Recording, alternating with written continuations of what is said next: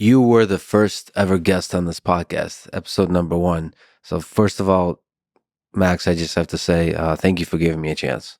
Thank you for starting this journey. It's been an incredible journey. Just thank you for sitting down with me and just acting like I'm somebody who matters, that I'm somebody who's interesting to talk to. And thank you for doing it. That meant a lot. Thanks to you for putting your heart and soul into this.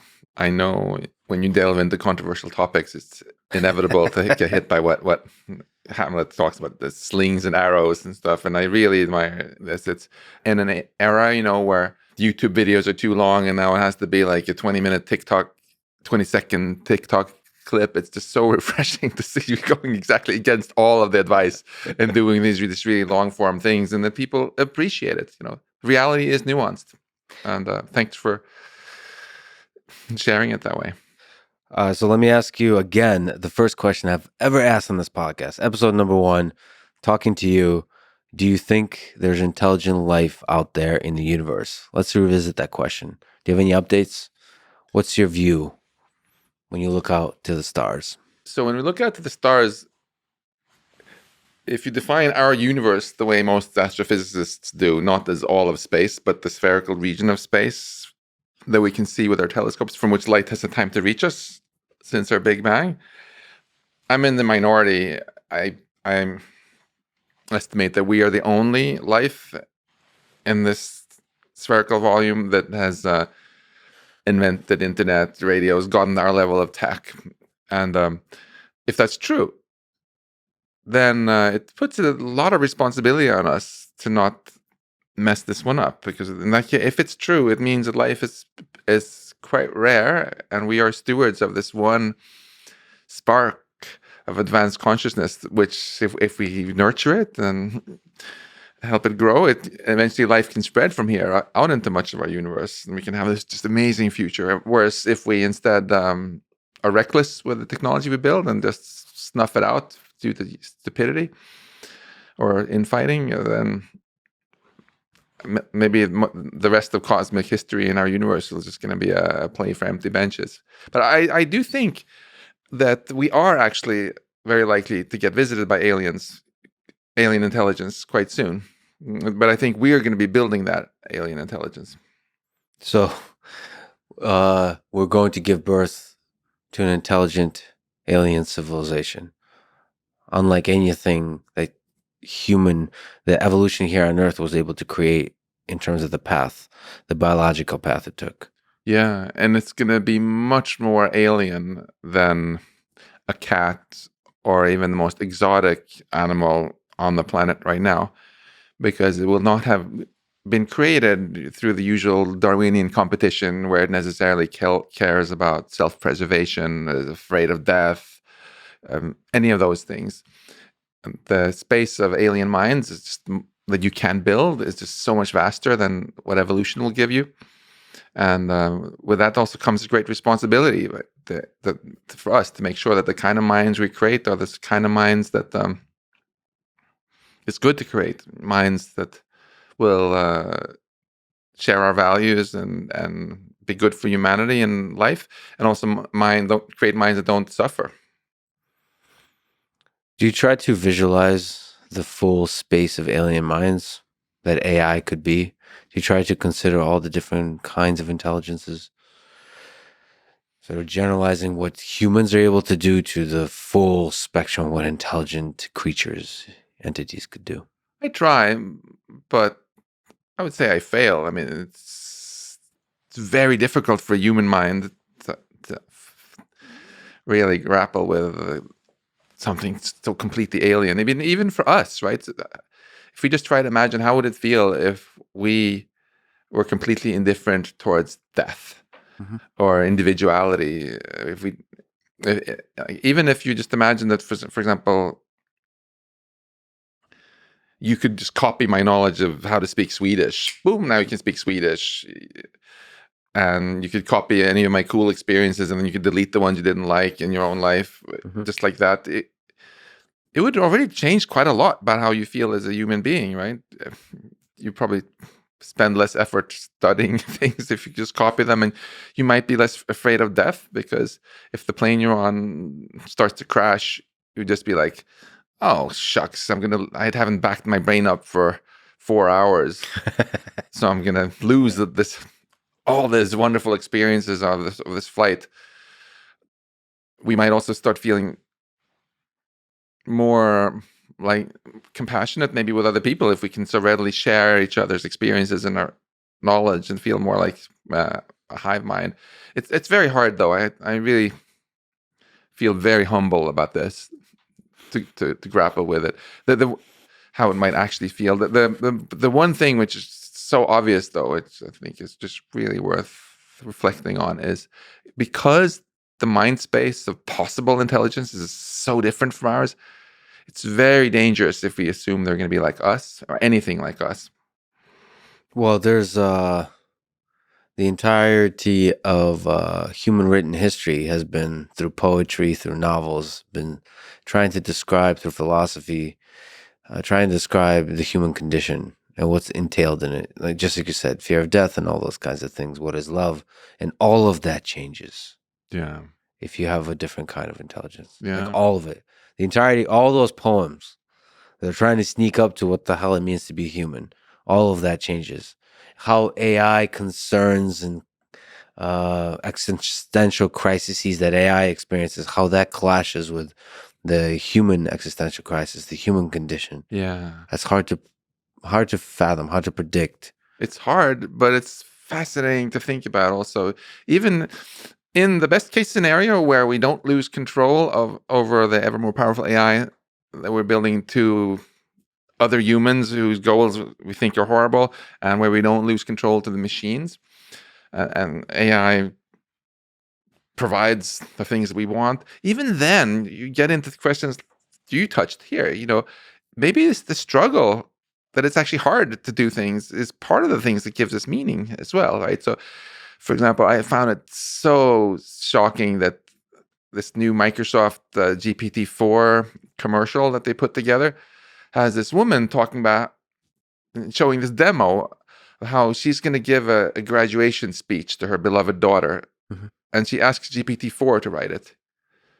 If it's friggin' 200 words or so, if I realized that my parents couldn't be bothered struggling a little bit to write 200 words and outsource that to their computer, I would feel really offended, actually. And so I wonder if eliminating too much of the struggle from our existence, do you think that would also take away a little bit of what? It means to be human, yeah. Yeah. We can't even predict. I had somebody mention to me that they started using ChatGPT with a 3.5 and now 4.0 to write what they really feel to a person, and they have a temper issue, and they're basically trying to get ChatGPT to rewrite it in a nicer way, to get the point across, but rewrite it in a nicer way. So we're even removing the inner asshole from our communication. So I don't, there's some positive aspects of that, but mostly it's just a transformation of how humans communicate. And it's scary because so much of our society is based on this glue of communication.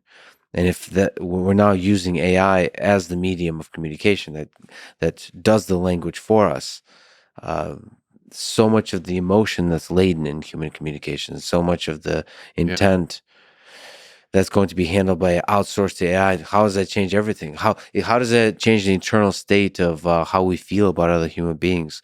What makes us lonely? What makes us excited? Yeah. What makes us afraid? How we fall in love? All that kind of stuff. Yeah.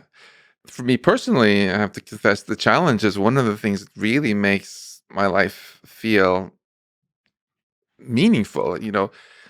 If I go hike a mountain with my wife Maya, if I don't want to just press a button and be at the top. I Yeah. want to struggle and come up there sweaty and feel, wow, we did this.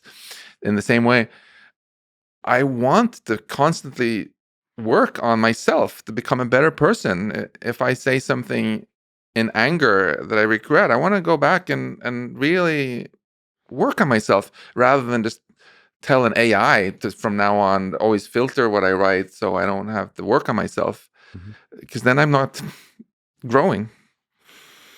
Yeah, but then again, it could be like with chess. An AI, once it significantly, obviously supersedes the performance of humans, it will live in its own world Mm-hmm. and provide maybe a flourishing civilizations for humans. But we humans will continue hiking mountains and playing our games, even though AI is so Mm-hmm. much smarter, so much Yeah. stronger, so much superior in every single way, just like with chess. Yeah. So that I mean, that's one possible hopeful trajectory here, Mm-hmm. is that humans will continue to human, and AI will just be a kind of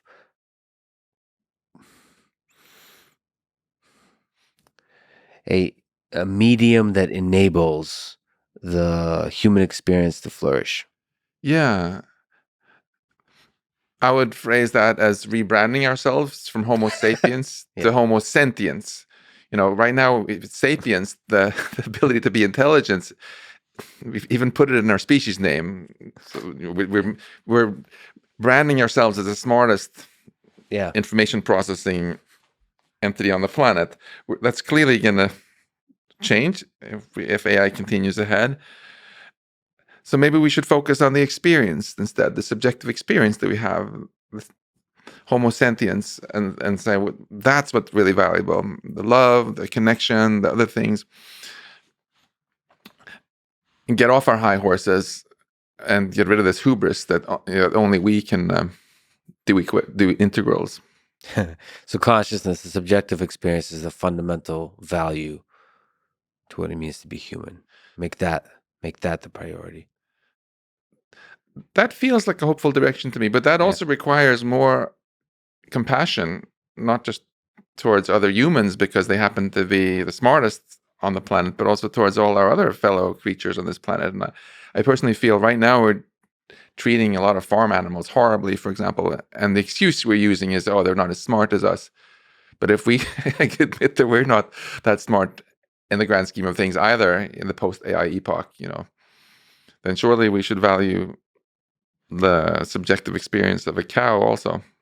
Well, allow me to briefly look at the book, which at this point is becoming more and more visionary, that you've written, I guess, over 5 years ago, Life 3.0. So, first of all, 3.0. What's 1.0? What's 2.0? What's 3.0? And how's that vision sort of evolve? The vision in the book evolved to today. Life 1.0 is really dumb, like bacteria, in that it can't actually learn anything at all during the lifetime. The learning just comes from this genetic process from one generation to the next. Life 2.0 is us and other animals which have brains, which can learn during their lifetime a great deal, Mm-hmm. right? So, and you were born without being able to speak English, and at some point you decided, hey, I want to upgrade my software. Mm-hmm. Let's install an English speaking module. So you did, and Life 3.0, which does not exist yet, can replace not only its software the way we can, Mm-hmm. but also its hardware, and that's where we're heading towards at high speed. We're already maybe 2.1 because we can put in an artificial knee, pacemaker, etc., etc. And if Neuralink and other companies succeed, will be Life 2.2, etc. But what the companies trying to build AGI are trying to make is, of course, full 3.0, and you can put that intelligence in something that also has no biological basis whatsoever. So less constraints and more capabilities, Mm-hmm. just like the leap from 1.0 to 2.0. There is nevertheless, you speaking so harshly about bacteria, so disrespectfully about bacteria, there is still the same kind of magic there that permeates Life 2.0 and 3.0. It seems like maybe the thing that's truly powerful about life, intelligence, and consciousness was already there in 1.0. Is it possible? I think we should be humble and not be so quick to make everything binary and say either it's there or it's not. Clearly, there's a great spectrum, and there is even a controversy about whether some unicellular organisms like amoebas can maybe learn a little bit, after all. So apologies if I offended any bacteria here. Yeah. It wasn't my intent. It was more that I wanted to talk up how cool it is to actually have a brain. Yeah. Where you can learn dramatically within your lifetime. Typical human. And the higher up you get from 1.0 to 2.0 to 3.0, the more you become the captain of your own ship, the master of your own destiny, and the less you become a slave to whatever evolution gave you, right? By upgrading our software, we can be so different from previous generations and even from our parents, much more so than even a bacterium, no offense to them. And if you can also swap out your hardware and take any physical form you want, of course, it's really the sky's the limit. Yeah, so it accelerates the rate at which you can perform the computation that determines your destiny. Yeah, and I think it's worth commenting a bit on what you means in this context also, if you swap things out a lot, right? This is controversial, but my current understanding is that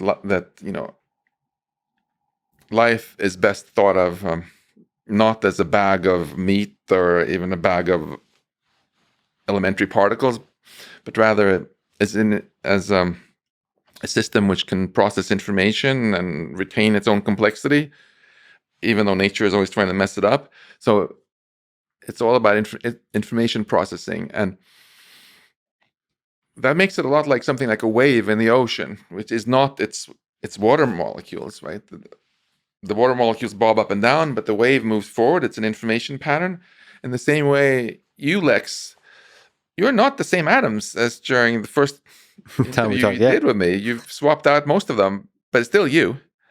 Yeah. And the information pattern is still there.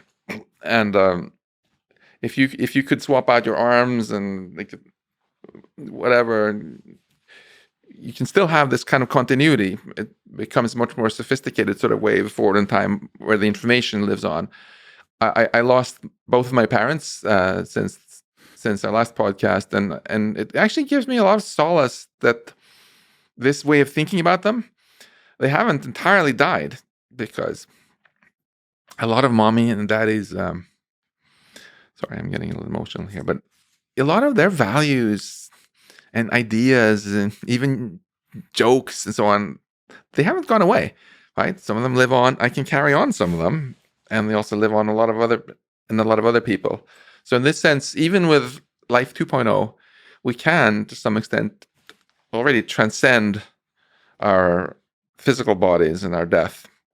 And particularly if you can share your own information, your own ideas with many others, like you do in your podcast, then that's the closest to immortality we can get with our bio bodies. You carry a little bit of them in you, in some sense. Yeah. Do you miss them? You miss your mom and dad? Of course. What did you learn about life from them, if we can take a bit of a tangent? Oh, so many things.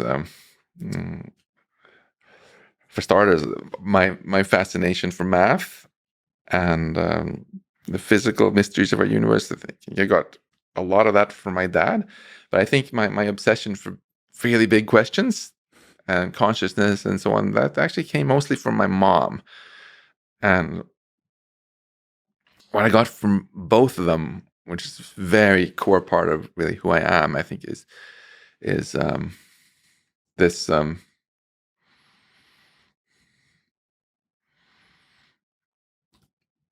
just feeling comfortable with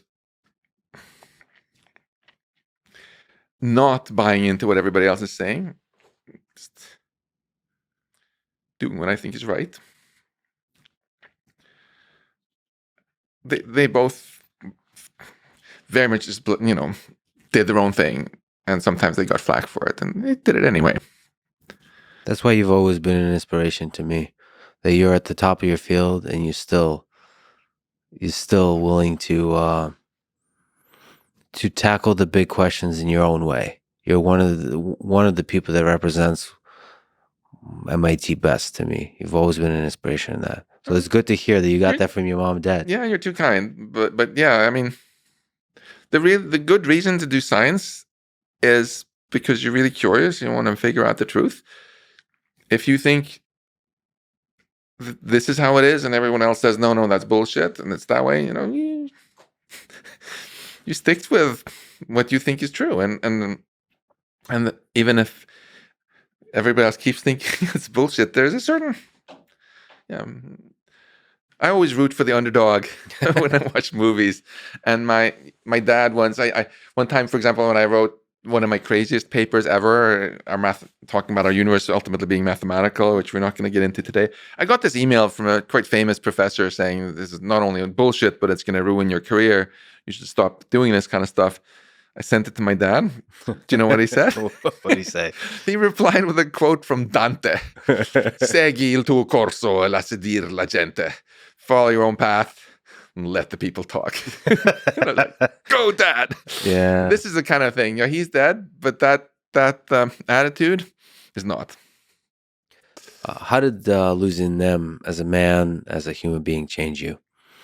How did it expand your thinking about the world? How did it expand your thinking about, this thing we're talking about, which is humans creating another living, sentient, perhaps, being? I think it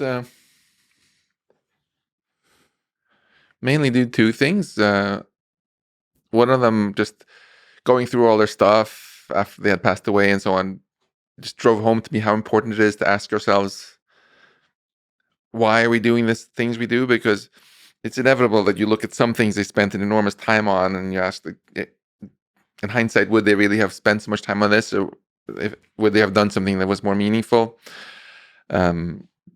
So I've been looking more in my life now and asking, why am I doing what I'm doing? And I feel it should either be something I really enjoy doing, or it should be something that I find really, really meaningful because it helps humanity. And if it's in none of those two categories, maybe I should spend less time on it. And the other thing is dealing with death up and personal like this. It's actually made me less afraid of even less afraid of other people telling me that I'm an idiot, which happens regularly, and just live my life, do my thing, and it's made it a little bit easier for me to focus on what I feel is really important. What about fear of your own death? Has it made it more real that this is something that happens? Yeah, it's made it extremely real, and I'm next in line in our family now, right? It's me and my younger brother, but they both handled it with such dignity. That was a true inspiration. Also, they never complained about things, and when you're old and your body starts falling apart, it's more and more to complain about. They looked at what could they still do that was meaningful, and they focused on that rather than wasting time talking about or even thinking much about things they were disappointed in. I think anyone can make themselves depressed if they start their morning by making a list of grievances. Whereas if you start your day with a little meditation on just the things you're grateful for, you basically choose to be a happy person. Because you only have a finite number of days. Yeah. You should spend them Make it count. being grateful. Yeah.